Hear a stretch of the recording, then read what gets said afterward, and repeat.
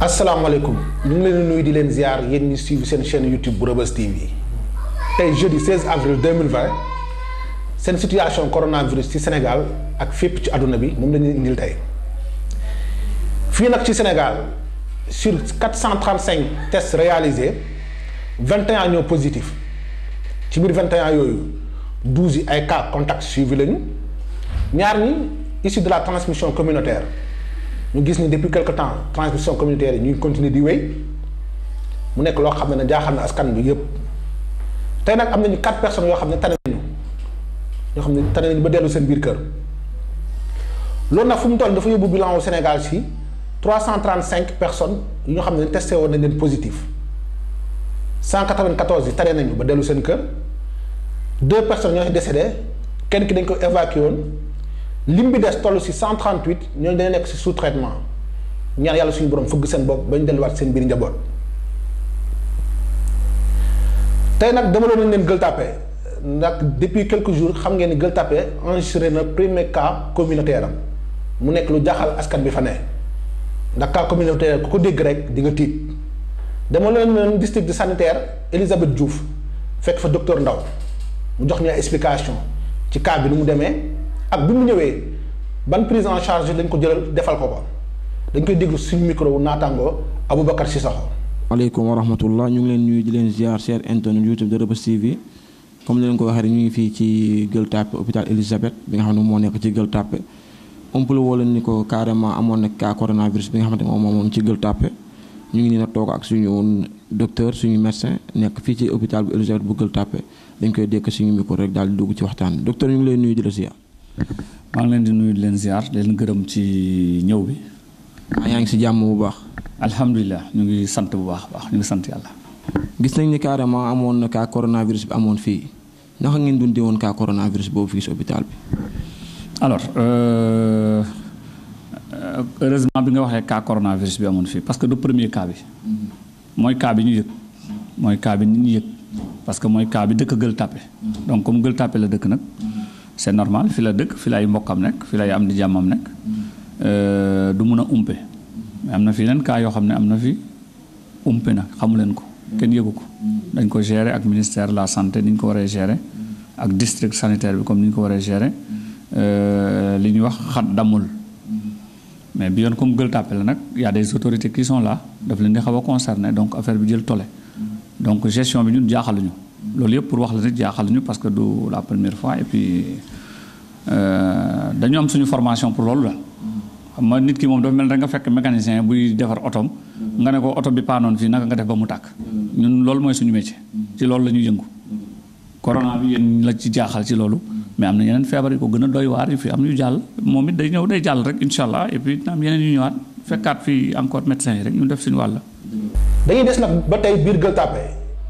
dem nañ seeti chef de quartier bu Panam tudd Sakho Ndour moom nag en tant que chef de quartier wax na li ko metti jëm ci séddaleem ceeb bi biir Dakar biir Gueule Tapée ndax nekk na loo xam ne nee nañ kenn impliqué wu ko te en tant que chef de quartier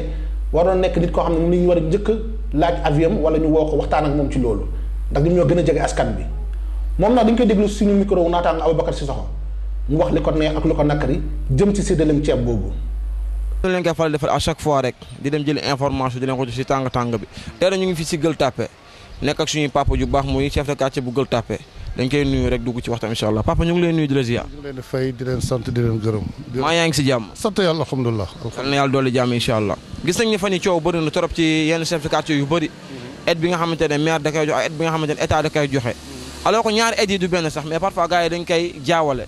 ne maire day andi ay ndimbal du ko teg ci loxo chef de quartier da koy jox ci loxo ay homme politique am su ko defee ñooñu séddale ko comme ni mu leen neexee kumba am ndey ak kumba amul ndey ndax loolu tam egsi na fii ci Gueule Tapée. bon finalement apparemment rien dara amu fi. bon même si cadre commune bi. bon on s'est réunis la semaine il y a 2 semaines pour monter benn comité de pilotage. pour parquet yeeg luy maire di séddale affaire yooyu quoi. on a fait am nañu si 2 réunions. finalement on est d'accord sur les principes quoi. at les conseillers at les bàjjen jox at délégué bi fi nekk là c'est du côté maire bi la doon quoi dafa en attendant quoi. léegi beneen ni mooy gis nañ état am na chef de quartier yoo xamante ne wax na leen ñu dem jëli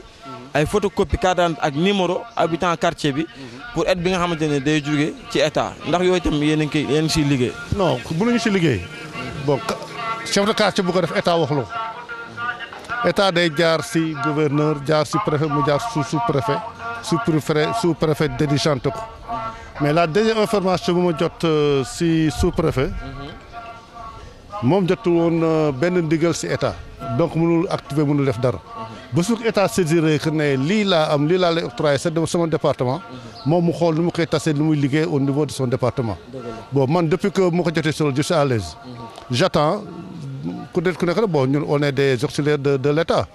bon suñu gisee lu leer jóge si état ñoom ñu moom seen àll ne ni lañ ko bëgg a séddale on va marcher avec mais fii ma lay wax nii y a rien. kon su ma la déggee bu baax daal instant yi beneen ndimbal jógewul ci état bi pour coronavirus bi ci jëm ci gox yi. non pas sama gox bokk. laa fu ma dëkk. goxu jeneen ñi ñëpp gis nañu à la télé président di ko yóbbu diligente vers les régions. loolu moom muy réalité bu ñëpp a teg seen bët. mais quant à au niveau départemental fii jotaguñu benn information. jox ñu leen ndigal jox ñu leen dara wax ñu leen dara. waxuñu gisuñu. donc pour être clair quoi bés bu ñuy war a jox war a jox. là on aura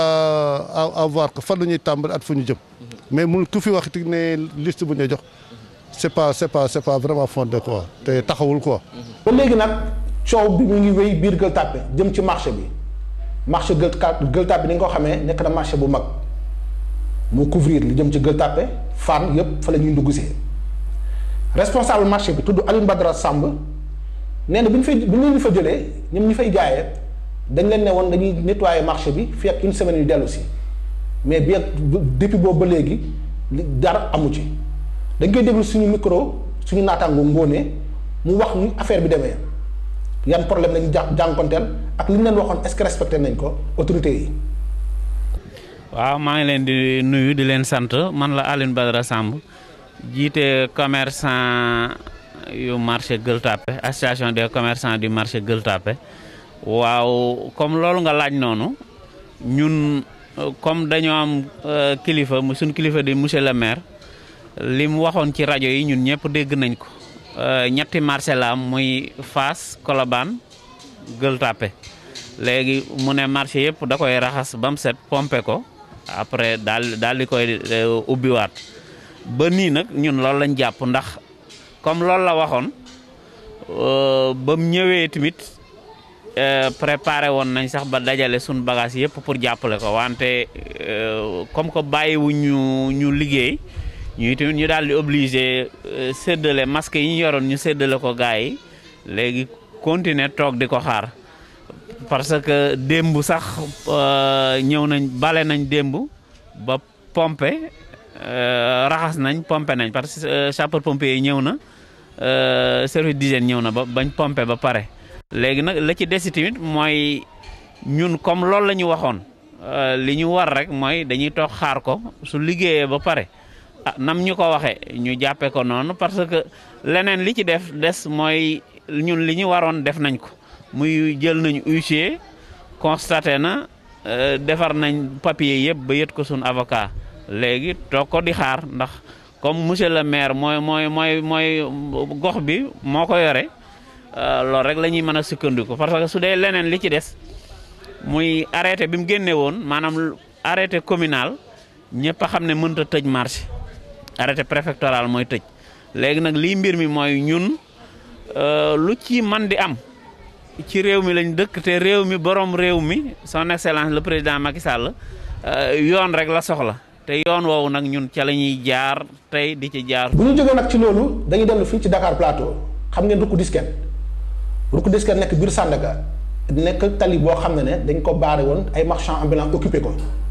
di fa jaay lépp lu jëm ci ay effets jigéen lu jëm ci habillement tey nag dañ fa wàcc dégg la fi ñëpp ñu fa doon jaayee damm seen table yi vide tali bi ba mu set loolu nag naka na marchands ambulants yi fa nekkoon wax nañ seen xalaat lu tax loolu am en même temps dañuy déglu ku ñu ne Seydou Camara di liggéey ci mairie bi nekk chef de division des recettes mu joxe explication yu tax ñu jëlee fa marchands ambulants yi.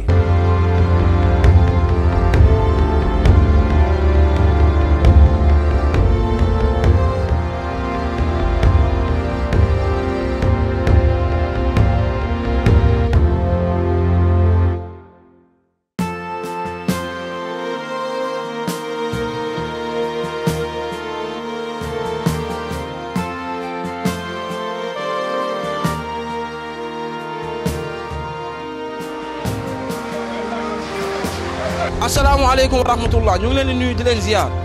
ci seen YouTube bu Reubeuss TV comme ni ngeen ko gisee ñu ngi fii ci Sandaga marché bi nga xamante ni ay nit ñoo fi nekkoon daan fi seen i taabal di jaay di fi daan seen doole tey nag gis nañ ni carrément jëlee nañ leen fi daan leen seen taabal yi yàq nañ ko gis ngeen ba si yenn karo yi sax moxoŋe nañ ko am na si ñoo xamante ni seen place dañ ko tëj carrément tamit yàq tamit li nga xamante ni moom lañ def si devanture place bi yëpp kon li ñuy dugg rek laaj ñi nga xamante ni ñoo nekk ci marché bi lu ko waral ak ndax tamit tàggul nañ leen balaa ñu kaa def ak tamit ndax jox na leen këyit pour wane ni dañuy daaneel marché bi ñu jóge ci place yi kon sama gars yi bismillah fii la Reubeuss TV fii la lépp di leere ñu dem ci biir incha allah waaw gis nañu tey carrément daaneel nañ fi ay place yu bëree bëri ñu gis na yaa ngi taxaw sa buntu place ndax yow tamit daa am lu ñuy laal ci sa place fii nii non man passage bi ñu yeggoon fii nii la miir bi ak yenn kii nan daaneel waaw loolu rek lan yàq si man wante lu si des moom garaawul léegi seen yeneen naataango yi nga xamante ne ñoom lañ nekk di jëlee fii nii est-ce que ñoom carrément tàggu nañ leen balaa ñuy def lii non ñoom am na ñoo xam ne seen neewuñu fi ñu bëree ngi dëkk ba instant yi ñu bëri ñëwatuñu am na ñoo xam ne seen bagage moo tax mu taxaw fii nii seen bagage yëpp a ngi si biir loolu tax ñu bëri am na ñoo xam ne tey bagage yi dañ leen rawale waaye xamaguñu seen borom ñan la ndax am na bagage yu bëri yoo xam ne mu ngi si biir fii nii seen bagage yeeg yenn kii yi ñooñu tam kenn neewu fi su ma la déggee am na ay bagage yoo leen rawal ndax jot ngeen kii nii est-ce que yëpp ngeen jot a rawale wala am tam lu ñu yàq fii non wax dëgg yàlla gisuma bagage bu ñu yàq fii nag bagage bu ñu yàq fii moom gisuma ko yéen daal li ngay gis mooy taabal yi ak mbaar yi daal waaw taabal yi ak mbaar yi moom lañu yàq ak xanaa yenn gars yi seen kii yun passage yenn kii yun daaneel buntu yeeg yooyu yun laal fii nii quoi waaye bagage moom wax dëgg yàlla gisuma ko fi dëggal kon ñu ngi lay jaajëfal jaajëf waaw ku baax maa ngi lay fay maa yaa ngi si jàmm waaw ñuy sant yàlla bu baax waaw gis nañu carrément mairie bi am na ay nitam fii nii yàq ay taabal yu bëree bëri fi ak lu si toll loo xamante ne kenn xamu ko ay bagage yoo xamante ne ay nit ñoo ko moom di si daan seen doole ndax loolu tàggu woon nañ leen balaa ñu ko def waaw wala déet waaw c'est vrai maire moom tàggu woon nañu parce que lu tolloog semaine moom wax nañu ko ne nañu ranger suñuy bagage parce que moom dafa soxla fii bi mu ko waxee it comme ni mu ñu ko waxee defee nañ ko noonu ranger nañ suñuy bagage après tey nag bi ñu ñëwee li ñu fi fekkoon mooy place yi nga xam ne mënuñu koo yëkkati moom lañ fekk ñu ànd ak seen i quatre-plan ak seen i camion ñëw démentir yooyu. mais ñi nga xamante ne tàggu nañ leen ñoom jël na seen bépp matuwaay yàquluñu leen dara. non yàqal nañu parce que suñuy place yàq nañ ko mais nag suñuy marchandise moom avant déclaré woon nañ pour ñu fat ko marchandise yi moom dugaloon nañ ko suñuy place yeneen mais place yi nga xamante ni nag fi lañ nekkoon yooyu la ñu yàq moom te yooyu itam xaalis lañ ci defoon waaw vraiment. ndax am na beneen place bu ñu lay wax na ngeen dem foofu wala dañ leen jëlee fii rek amuñ fu ñu leen yóbbu. non boobu ba léegi nag waxuñ ne dinañ ñu yóbbu fenn jëlee nañ ñu fii daal mais joxaguñ ne ci lenn loo xamante ni mun nañ ci jàpp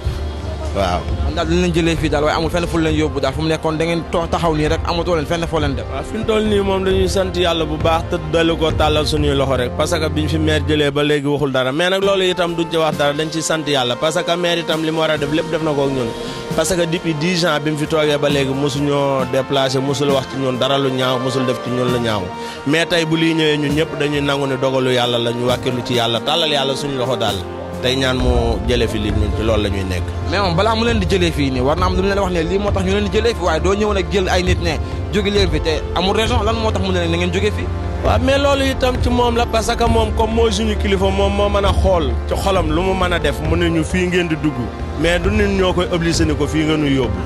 mais bu ñu sañoon ñun du ñu fekk fii dañuy fekk ci ay magasin parce que borom taabal boo gis magasin la bëgg kii jaay magasin itam grossiste la bëgg a doon kon nekkul ñu ñun ñooy posé maire ni ko yóbbu ñu fii wala wutal ñu fee moom xam na fu mu ñu war a teg su fekkee am na fu mu ñuy teg dinañu fa teg waaw. léegi bu leen yóbbu fii lan lañ leen wax la lan maanaam da leen di jëlee fii ci yenn condition parce que nit balaa ngaa tëj marché day tax am lu tax nga tëj marché boobu mais moom waxu leen dara lu tax mu jëlee leen fi. préfet ci boppam sax tey wax na ma ak moom mais ñoom li ñu teg ci suñu loxo mooy Covid 19 moo tax ñu jëlee leen fii mais loolu ñuy wax itam ñun bu fekkee moo am moom la ñuy gëm bu fekkee amul itam moom la ñuy gëm parce que nit ki li mu la wax rek loolu nga ko mën a jàppal mënoo inventé wax jàmbur mu wax la lii nga wax la le ñun daal de toute façon que sëñ boo bëggee dégg-dëgg ñun ay taalibe lañ te dañu nangu dogalu yàlla te dañ koy gëm fi mu toll lii nii ñun defuñu benn stress parce que dañu gëm li yàlla bind ci suñu jëy yi doomu aadama mënuñu ko xañ yàlla mi ñu koy joxoon moom rek moo ñu ko mën a xañ tey nag gis nga lii nii ñun dañ ci war a am fierté bu baax a baax parce que mënoon nañu nekk ci place yi am na ñoo xamante ne dañuy tëdd ba guddi seen i place lakk seen i marchandise lakk kan lañ ko jooy ñun suñuy marchandise a ngi ñu denc te lii problème bi mooy am place moo gën a yomb am marchandise am na fi ñu am place dañ ko loué parce que amuñu marchandise yuñ ci def ñun ñu ngi ak suñuy marchandise kon dañuy sant yàlla toujours. monsieur ñu ngi lay jaajëfal bu baax a baax. waaw yéen itam dañ leen di jaajëfal parce que yéen askan wi ngeen fi nekkal askan wi itam yéen la fi nekkal parce que suñu amee suñu soxla ci yéen rek lañu mën a jaar ba mën a tasaaroo parce que ñun suñu làmmeñu kese pas yéen mënuñoo dem bàyyi leen yéen mënu leen dem bàyyi ñu parce que ñun ngeen di liggéey ñu ci yéen lañ leen di liggéey kon dañ leen di ñaanal seen télévision bi jëm ci kanam ak yéen ak ñi ngeen ko àndal seen partenariat yëpp ñu ngi leen sant bu baax yéen tam. ak fii ci marché bu Sandaga ñu ngi toog ku ñuy wax Adama Sow délégué bi nga xam ne moom moo représenté fii ñi nga xam ne ñooy daan fi seen doole te ñu ñëw jëlee leen fi tey digg ci marché bu Sandaga sëñ bi maa ngi lay nuyu di la ziar. ñu ngi lay ziar bu baax a baax ñu ngi lay nuyu di la ziar bu baax. maa yaa ngi si jàmm. maa ngi si jàmm maa ngi sant bu baax. waaw gis nañu tey maire bi ñëwoon ànd ak ay agent am ñu dëgër ci marché bi nga xam ne moom mooy marché Sandaga ngeen yàgg fi nekk di fi daan seen doole ndax ñoo am na këyit bu leen jox ni carrément ba sànga war ngeen jóge ci bërëb bi ndax ak tàgguñu leen balaa ñuy def lii. déedéet joxuñu ñu këyit mais samedi passé quand même maire woo nañu woo délégué yi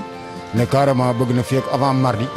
ñu xool nu ñu fiy jëlee suñu bagage parce que dañuy déguerpir marché bi gouverneur dafa génne arrêté wax ne dañuy déguerpir marché bi donc nañu jël suñuy bagage balaa ñu koy yàq mais ñun li ñu jaaxal mooy arrêté gouverneur ñun jàng nañu bañ ko liiree gisuñu ci ñu tudd fenn fu ñu tuddee déguerpissement la ñu wax mooy fermeture des marchés ak des lieux de commerce non essentiel ak des marchés flottants donc man ñu jàpp ni kon ñoom ñooy profité ci occasion bi rek di régler wàlla ay compte di déguerpir nit ñi mais c'était pas prévu décret bi waxul loolu. kon ñoom dañoo def loo xamante ni daal du loolu lañ bind. waaw li ñu bind ci décret bi de gouverneur wax ko ñu lire ko loolu bokk ci waaw fermeture la ñu wax du commerce non essentiel ak des marchés flottants. ndax amul benn bagage boo xam ne yàq na leen ko fii ay matériel marchandise wala table rek lañu yàq. non non yàquñu benn marchandise ndax fekkoon nañu jël suñuy marchandise ba pare ndax avertiroon nañu depuis samedi mais li ñu yàqal ci ay table quand même valeur la parce que ay millions yu bëree bëri la boo dee xool fi nga gis ñoom ñu koy ramasser déjà suba ba léegi ñu ngi jël seen ay camions pour mën ko ramasser mënuñu fexe ba mu jeex loolu c'est des tonnes de déchets te yooyu nekk ay déchets tey ay table la woon yoo xam ne xaalis lañ ci defoon jënd ko donc muy représenter xaalis bu bëree bëri waaw. bu ñuy nee dañ leen di jëlee fii ci marché bi pour dañ koy tëj amul leen lu tax ñu ne moom la ñu war a def pour jëlee leen fi maanaam nit boo koy jëlee ci bërëb da nga koy ne demal beneen bërëb nga toog ba ñuy defar bërëb bi nga ñibbisiwaat ndax amul feneen fu ñu ne dem leen foofu ngeen liggéey. déedéet waxuñu ñu ko de dañoo xëy daal jëlee ñu fii ba léegi waxuñu ñu fenn ngeen di dem waaw loolu ba léegi waxuñu ñu dig nañ ñu Petersen mais Petersen pareegul kon Petersen pareegul nag waroon nañu fi bàyyi ba Petersen pare parce que ñun d'accord nañu tëj marché bi ba pare ndax tëjoon nañu marché bi ba pare ndax Covid 19 bi tax nañu tere ay regroupement ci marché yi donc ñun semaine bi yëpp balaa loolu di am sax fekkoon na marché bi ñu tëj ko ñun tëjal ko suñu jël suñu initiative tëjal ko suñu bopp ba kenn jaayatu fi donc yaakaar naa ni mënoon nañu bàyyi noonu tëj bi rek ba lii passé bu feebar bi jógee fii ci dëkk bi ñu continuer def suñu liggéey mais dañu profité ci occasion bi déggee pire ñu loolu daal moo ci jaaxal vraiment. su ma déggee bu baax dañ leen déggee pire carrément mais ñoom bu ñu leen déggee pire ban raison moo tax ñu ne dañ leen déggee pire feebar bi la wala leneen la. ci feebar bi la ñu profité ci feebar bi la ñu profité parce que loolu la ñu wax ci feebar bi la ñu profité déggee pire ñu mais il n'était pas question de déguerpissement dañu waroon def kay mooy comme ñun accepté woon nañu ba nangu ne dañuy tëj suñu marché teggi suñuy taabal nangootu ñuy jaay ba feebar bi passé comme dañuy tere regroupement mënoon nañu bàyyi noonu ñu denc suñuy taabal bu lii passé ñu ñëw teg suñuy taabal liggéey mais dañoo profité déguerpir ñu ñëw yàq suñu ay matériel yàquñu sax suñu marchandise mais taabal yi matériel la ndax xaalis la jaroon te boo ko xoolee tey ay millions la ndax ñu ngi nii di ko chargé ay camions soo ba léegi mënul jeex kon loolu xam nga ça représente matériel bu kii la waaw loolu la. kon su ma léegi fu mu nekk nii moom arrêté ngeen liggéey fu amatoo leen foo dem di liggéey yéen a ngi toog daal di xaar yàlla. lu ñuy def parce que dañuy amuñu feneen fu ñu def terrain bi lañu amoon di fi daan suñu doole amuñu leneen lu ñu def li ñu mën a def mooy toog xaar yàlla wàkkil ñu ci yàlla amuñu parce que ñun ay légaliste la ñu fi ne di xeex wala ñuy sànni ay xeer wala ñuy def leneen li ñuy def mooy wàkkirlu ci yàlla mi nga xam ne mënuñ mës a wàkkirlu ndax ñun état mos ñu defal dara ñu mës a am ñun ñoo créé suñu bopp kon foofu ñu jaaroon rek fa ñun la ñu gëm ne fa la ñuy jaaraat ba amaat leneen lu gën lii mbaa ñu am lu mel ni moom. nga am jàmm. sant bu wér a wér. waaw gis nañ ni tey monsieur le maire jël na dogal bi nga xamante ne jëlee na fi def na déguerpissement ci marché bu Sandaga ci ñi nga xamante ne ñu ngi woon fii di def seen table toog di daan seen doole lu waral loolu. waaw xam nga dañu nekk ci benn période boo xam ne dafa am benn feebar bu ñu tuddee coronavirus feebar boobu nag mi ngi law am na ay cas yoo xam ne ay cas communautaire bon xamuñu fan la nekk te cas yooyu bu amee commune bu nekk dafa war a jël ay sant ay kiyam ay matukaayam ba nga xam ne ëllëg si biir du am ay yooyu musiba du fi yegg si te gis nañ ne Sandaga fii dafa nekk zone boo xam ne ñëpp fiy daje mu am rassemblement boo xam ne doy na waar donc ci wàllu liggéeyam nag maire Plateau jël responsabilité am waxtaan ak ña fa nekk ba nga xam ne dafa leen léegi pour ñooñu nañ jóge foofu. tey nag fii ci àdduna bi gis nañu coronavirus ba léegi mu ngi wéy di def ay dégâts lim bi bari na ndax fu mu doon dépassé nañu 2 millions de personnes yu testé positif jamono yi rek il y a 2 113 226 personnes yu ñu testé positif ci monde bi 140 371 ñoo si ñàkk seen bakkan 532 personnes fu mu toll nii ci àdduna bi nekk na loo xam ne lu doy waar la soo xoolee fi ñu leen ci États-Unis sonn nañu trop ndax jamono yi toll nañu si 641 166 personnes yu ñu testé positif 33 460 personnes ñoo si ñàkk seen bakkan États-Unis nag nekk na jamono ji ñu toll nii pays bi ëpp cas positif ak pays bi ëpp décès fële ca Espagne seen lim toll si 182 816 personnes testées positives 19 130 personnes ñoo si ñàkk seen bakkan fële ci Italie 168 941 personnes lañ testé positif 22 170 personnes ñoo si ñàkk seen bakkan Allemagne jamono ji ñu toll si 135 663 personnes testées positives 3 867 ñoo si ñàkk seen bakkan ca France 134 598 personnes lañ testé positif 17 167 ñoo si ñàkk seen bakkan Angleterre aussi gis nañu ko évolué na bu baax a baax ñoom jamono yi seen lim ñu toll si 104 134 personnes yoo xam ne dañoo am coronavirus 13 729 ñoo si ñàkk seen bakkan Chine nekk ci Asie nekk pays bi nga xam ne mu njëkk am cas de coronavirus seen lim ñu toll si 83 403 personnes testées positives ñi fa ñàkk seen bakkan toll ci 3222 boo leen seetloo ni que Chine jamono ji ñuy wax ak yéen ni coronavirus bi demeetul fa noonu cas positif yi bareetul par rapport ak bi ñu doo commencé ak par rapport ak jamono yi ñuy wax ni pays européens yi mel ni Italie Espagne ak France ak Allemagne ni ñu sonnee ci ñoom fii nag ci Afrique nekk continent bi nga xam ne fii la Sénégal bokk Afrique du Sud mi ngi wéy di nekk pays bi nga xam ne mu ëpp ay cas contact coronavirus ñoom seen lim mu ngi toll ci 2506 personnes ñuy testé positif 34 ñoo si ñàkk seen bakkan Algérie ba tey ñu toll ci 2268 personnes positives 348 ñoo si ñàkk seen bakkan mu nekk lim boo xam ne mu ngi continuer di wéy parce que Algérie jamono ji mu nekk premier pays africain bi ëpp ay cas de décès Égypte nekk pays bi nga xam ne mu njëkk am benn cas coronavirus fii ci Afrique seen lim fu mu toll ci 2673 personnes testées positives 196 ñoo si ñàkk seen bakkan fële ca Maroc nekk dëkk boo xam ne bari na ay sénégalais seen lim mu ngi toll ci 2283 personnes testées positives 130 ñoo si ñàkk seen bakkan bu ñu xoolee à part Afrique du Sud pays yi si tegu yépp ay pays du nord lañ ay pays maghrébien ay dëkku naar lañ fii ci Afrique mais ci Afrique noire bi dañu seetlu ne que Cameroun tamit nekk na dëkk boo xam ne coronavirus sonal na leen trop ñoom seen lim ñu toll si 848 personnes ñu testé positif 17 ñoo si ñàkk seen bakkan dëkk yu mel ni Ghana Niger Nigéria Côte d'Ivoire ñoom tamit seen lim yi continue di wéy bés bu ne mu nekk loo xam ne jaaxal na seen autorités yi te di ñaan yàlla tamit suñu borom bu wàccee xéwal fi ci àdduna bi ndax coronavirus sonal na ñëpp tey jeudi 16 avril di leen di indiloon seen situation coronavirus fii ci Sénégal ak fépp ci àdduna bi ñu ngi leen di jaajëfal nag yéen chers internautes yi ñu suivre depuis le début ba tey di leen jaajëfal te di leen wax ngeen gën a continuer di suivre instruction yi di gën a moytu da yaakaar naa ni jamono ji loolu rek moo ñu mën a muccal ñun ñëpp cas communautaire yi bari na mu ngi continuer di wéy feebar bi mu ngi fii ci biir askan bi mu ngi dox na ko gën nekk gën a moytu gën a fagaru ci boppam ñu leen jox di daje nag suba incha allah rabbi aljuma le 17 avril ci beneen information jërë ngeen jëf.